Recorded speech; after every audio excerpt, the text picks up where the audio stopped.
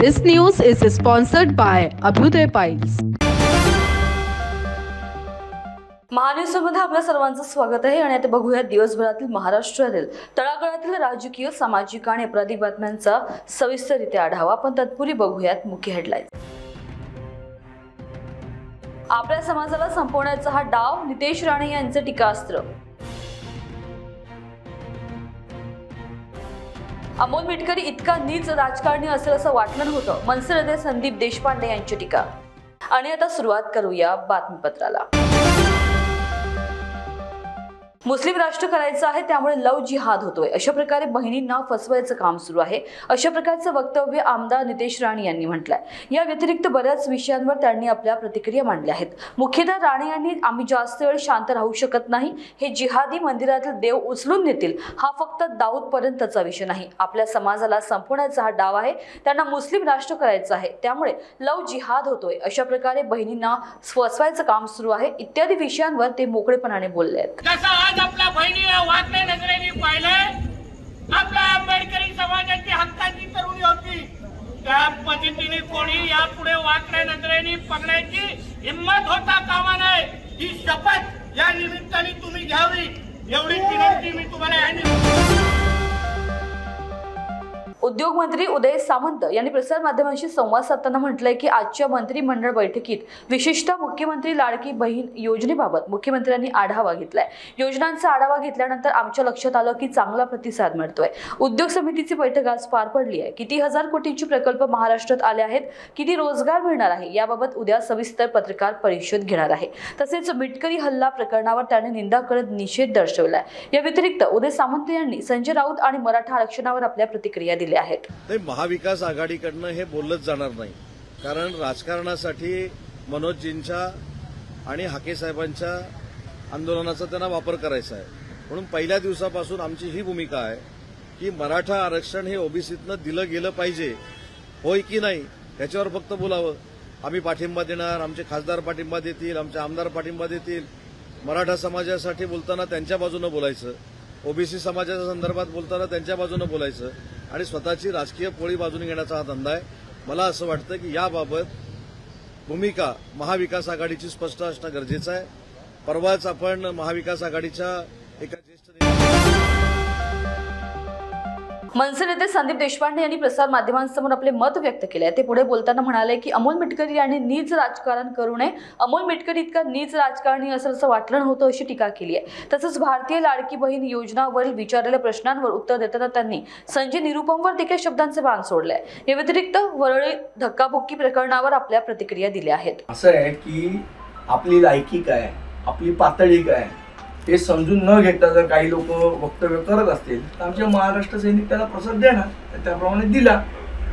दुर्दैवाने त्यातला एक आमचा आंदोलनकर्ता, आमचा उपजिल्हाध्यक्ष होता जय माडवकर, त्याचं हार्ट अटॅकचे दुःखद निधन झालं. खरं तर तो फक्त 28 वर्षाचा होता, म्हणजे कुठेही ते सिम्पटम्स दिसत नव्हते. तर काही काल माध्यमांनी सुद्धा चालवलं की त्याला आंदोलनाचं टेन्शन आलं आणि मला असं वाटतं ह्याच्यामध्ये तरी राजकारण करू नये. अशा गंभीर प्रसंगात, अशा दुःखद प्रसंगात काल त्या म्हणजे तो मिटकरी इतका नीच माणूस असेल असं मला कधी वाटलं नव्हतं. त्याच्यात पण त्याचं राजकारण की ह्यांनीच हे केलं. 28 आणि आंदोलनाची भीती घेतली आणि केस पडली म्हणून त्याचं महाराष्ट्र सैनिक कधी आंदोलनाला घाबरला नाही आणि केसेसला घाबरला नाही. दुर्दैवी मृत्यू जाता हार्ट अटॅक कोणाला कधी येईल. मला असं वाटतं हे आपण बघतो की किती तरुण मुलं जिममध्ये चांगले व्यायाम करताना हार्ट अटॅक आहे. त्यामुळे त्याच्यावर असं घाणेरडं राजकारण, नीच राजकारण या अमोल मिटकरी सारख्यांनी करू नये अशी माझी त्यांना विनंती आहे. त्याच्यावर त्यांचा काय नीचपणा असेल तो त्यांनी करावा.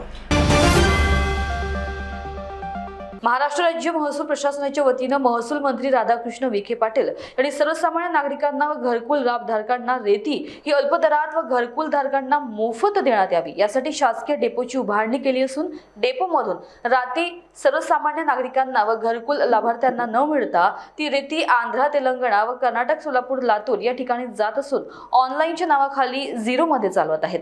झिरो म्हणजे ब्लॅक मध्ये. याकडे महसूल प्रशासनाने दुर्लक्ष केले असून सर्वसामान्य नागरिकात या डेपो चालकांवरती कारवाई करण्याची मागणी होत आहे। यावर खासदार अशोक चव्हाण यांची प्रतिक्रिया घेतली असता ते म्हणाले की असाच प्रकार घडत असेल तर निश्चितपणाने कारवाई केली पाहिजे। याची संपूर्ण माहिती घेऊन मी जिल्हाधिकाऱ्यांना रेती डेपो चालकांवरती कडक कारवाई करण्याच्या सूचना देईल। आम्ही त्याच्यामध्ये लक्ष देऊ आणि अशा प्रकारचे गैरप्रकार जर होत असतील तर जिल्हाधिकाऱ्यांना सांगून त्याला प्रतिबंध केला पाहिजे। रेती ही उपलब्ध झाली पाहिजे, शासनाचा महसूलसुद्धा बुडू नये ही महत्त्वाची बाब आहे आणि सर्वसामान्यांना योग्य भावामध्ये रेती मिळाली पाहिजे। जर ती इतर राज्यात जाऊन वारेमाप पैसे कमवण्याचं काम जर कोणी करत असेल आणि बेकायदेशीरपणे जर कोणी याचा दुरुपयोग करत असेल तर त्याच्यावर कारवाई निश्चित केली पाहिजे। कोल्हापूर जिल्ह्यात पावसाचा जोर पुन्हा वाढलाय। राधानगरी धरणाचे सर्व 7 स्वयंचलित दरवाजे उघडण्यात आले आहे। पंचगंगेची पाणी पातळी 43 फूट 4 इंचावर पोहोचली असून पाण्याचा विसर्ग वाढल्याने नदीकाठच्या गावांना सतर्कतेचा इशारा देण्यात आलाय। मनपा हद्दीतील नारायणनगर व लालवाडी भागातील ड्रेनेज लाईनचे मागील 2 महिन्यांपासून काम सुरू आहे। हे काम करण्यासाठी रस्ते खोदण्यात आले आहेत। रस्ते खोदल्याने रस्त्यात खड्डे पडले आहेत। ड्रेनेज व चेंबर उघड्या स्वरूपात असल्यामुळे त्यामध्ये सांडपाणी साचत आहे। या सांडपाण्यामुळे परिसरात घाणीचे साम्राज्य पसरले आहे। साचलेल्या पाण्यामध्ये डासांची अळी तयार होत असल्याने रोगराई पसरण्याची भीती नागरिकांमध्ये निर्माण झाली आहे। तसेच हे काम करत असताना पाणी पुरवठा करणाऱ्या जलवाहिन्या काही ठिकाणी फुटल्यामुळे दुर्गंधीयुक्त पाणी पुरवठा होत आहे। तसेच या परिसरातील कचरा गोळा करण्यासाठी महापालिकेची घंटागाडी येत असल्याने कचरा देखील तसाच पडून आहे। महानगरपालिकेने ड्रेनेजचे काम लवकरात लवकर संपवावे व जलवाहिन्या दुरुस्त करून द्याव्यात आणि परिसरातील कचरा देखील उचलावा अशी मागणी नागरिकांनी केली आहे। नमस्कार, माझं नाव ॲडव्होकेट गणेश जाधव, नारायणनगर भागातील रहिवासी आहे। आता इथे जवळपास जे आहे मनपानं जी आहे अमृत 2 योजनेअंतर्गत जी आहे ड्रेनेज लाईनचं काम चालू केलेलं आहे। जवळपास 2 ते 2.5 महिने झाले हे काम जे आहे अतिशय गोगलगाय गतीने काम चाललेलं आहे, कासवगतीने देखील नाही। आणि 2.5 महिन्यापासून नागरिकांना अत्यंत त्रास होत आहे। एकतर सर्वप्रथम जे आहे गटारीसाठी खोदल्याच्या नंतर जे ते त्याच्यामधलं जे आहे कॉन्क्रीट वगैरे जे आहे माती जी आहे ते नालीमध्ये पडलेली आहे। नाल्या बंद झालेल्या आहेत।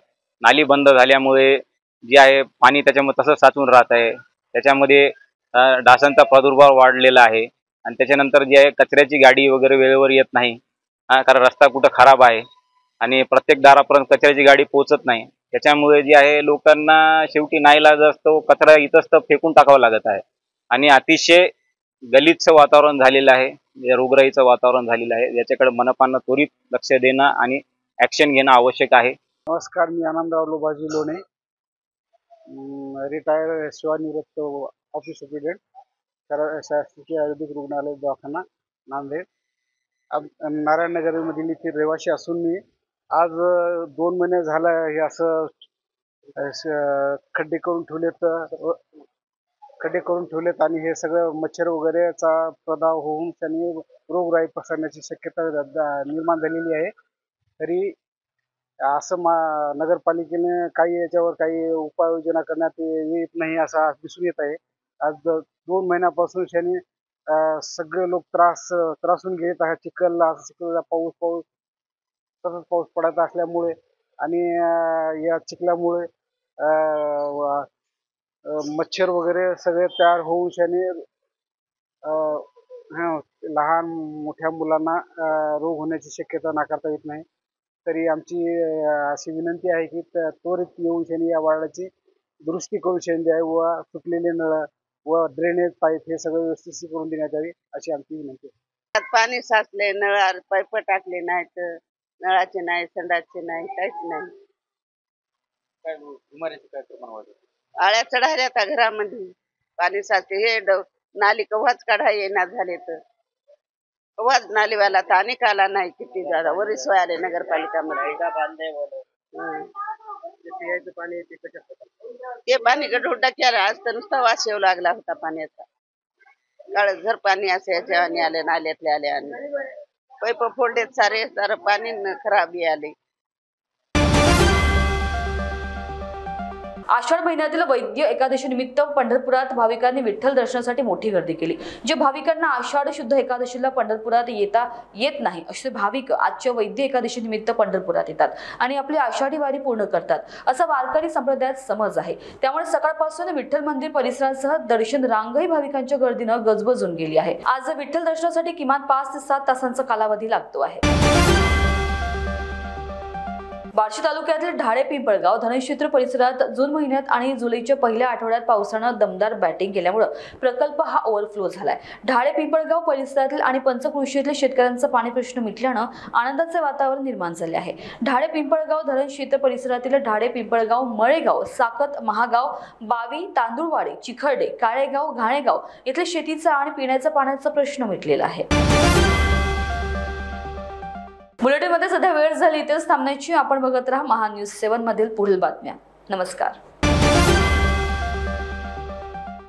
अपने वेडिंग प्लान को बनाइए फन और एंटरटेनमेंट से भरा event Gangotri resorts and lawn के साथ, जहां आपको आपकी वेडिंग के लिए मिलेगी अट्रैक्टिव एंटरटेनमेंट और फन से भरी एक परफेक्ट लोकेशन.